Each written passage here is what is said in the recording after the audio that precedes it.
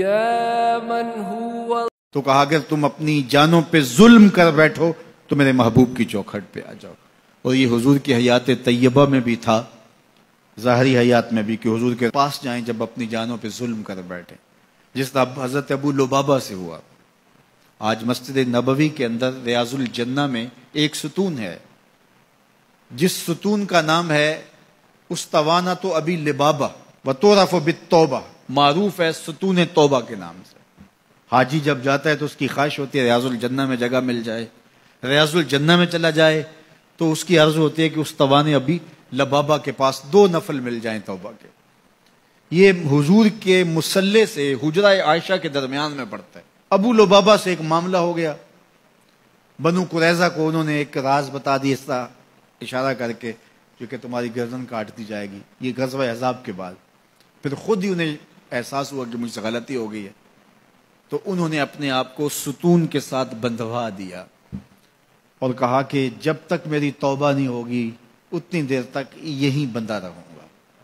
تو حضور نے دیکھا تو اب چونکہ انہوں نے قسم کر لی تھی، فرمایا ٹھیک ہے جس طرح اللہ کا حکم آتا ہے. اور حضور جاتے ہیں آتے ہیں، رستے میں یہ ستون پڑتا ہے تو حضور کے دل سے ان کے لیے مغفرت کی دعائیں نکلتی کہ اللہ انہیں معاف کر دے. 6 دن اور 6 راتیں مسلسل وہ ستون کے ساتھ بندے رہے کہ میرا گناہ معاف ہو جائے. اللہ اکبر. پھر اللہ کے محبوب پر وحی نازل ہوئی. ابھی پردے کے حکام نہیں اترے تھے. سیدہ ام سلمہ رضی اللہ تعالی عنہا نے کہا کہ حضور اگر اجازت ہو تو میں انہیں خوشخبری دے دوں. تو فرمایا ٹھیک ہے. تو وہ دروازے پر آئیں اور کہا کہ ابو لبابہ تمہاری توبہ قبول ہو گئی. تو صحابہ دوڑے ان کی رسیاں کھولنے کے لیے. ابو لبابہ نے کہا خبردار کسی نے میری رسی کھولی، یہ رسیاں حضور اپنے ہاتھوں سے ہی کھول لیں گے. پھر فجر کی نماز کے وقت حضور تشریف لائے تو حضور نے رسیاں کھولیں. تو استوان ابی لبابہ کے نام سے اب بھی وہ ستون موجود ہے وہاں. جب ترکوں نے مسجد نبوی تعمیر کی تو اس مقام کے اوپر جو ہے وہ ستون بنایا. اور آج بھی جب حجاج زائرین جاتے ہیں تو وہ اس ستون کے پاس 2 نفل پڑھتے ہیں، اور وہاں 2 نفل پڑھ کے جب دعا مانگی جاتی ہے تو گناہ معاف کر دیے جاتے ہیں. یہ علامت ہے اس بات کی کہ صحابہ گناہ کر بیٹھتے تو حضور کے پاس آتے.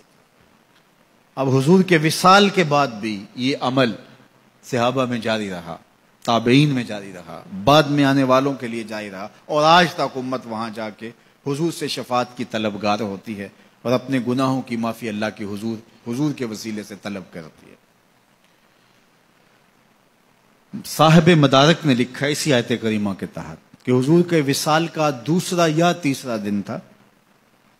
ایک عربی دیہاتی دور دراز سے سفر کر کے مدینۃ المنورہ پہنچا حضور سے ملنے کے لیے. جب داخل ہوا تو پتہ چلا کہ حضور کا تو وصال ہو گیا 3 دن پہلے. تو پھر اس پہ کیا گزری، اس نے رونا شروع کر دیا اور حضور کے روضے پہ آیا، قبر انور کی مٹی کو اپنے سر پہ ڈالتا اور کہتا حضور میں تو گناہوں کی بخشش کے لیے آیا تھا، اللہ کا کلام پڑھا تھا اگر اپنی جانوں پہ ظلم کر بیٹھو تو محبوب کی چوکھٹ پہ آ جاؤ. مجھے یہاں آ کے پتا چلا ہے کہ آپ تو وصال کر گئے ہیں، تو میں تو نہیں جانا جب تک گناہوں کی مغفرت نہ ہو. ضد کر بیٹھا تیرے کولوں انج منگاں جویں اڑیاں کرے ایانا. تو وہ ضد کر بیٹھا حضور کے روضہ انور کے پاس، قبر نور کے پاس بیٹھ گیا، مٹی لا کے سر میں ڈالتا اور کہتا کہ حضور میں تو بخشش و مغفرت کے لیے آیا ہوں، میں نے تو نہیں جانا جب تک میری مغفرت نہ کر دی جائے. تو صاحب مدارک نے لکھا ہے فنودیا من القبر انہ قد غفر لک، قبر نور سے آواز آئی جا تیرے گناہ معاف کر دیے گئے. یہ حضور کے وصال سے 3 دن بعد کی کہانی ہے. اور اس کے ایک عرصہ بعد امام عطبی کہتے ہیں میں حضور کے روضے کے پاس بیٹھا تھا اور ایک دیہاتی آیا اور اس نے بھی فریادیں کی اور فریادیں کر کے چلا گیا، اور میں بیٹھا تھا، بیٹھے بیٹھے اونگ آ گئی تو حضور کی زیارت خواب میں ہوئی اور آپ نے فرمایا اے عطبی اٹھو اور اس عربی دیہاتی کو ڈھونڈو اور جب مل جائے میری طرف سے جنت کی بشارت دے دو.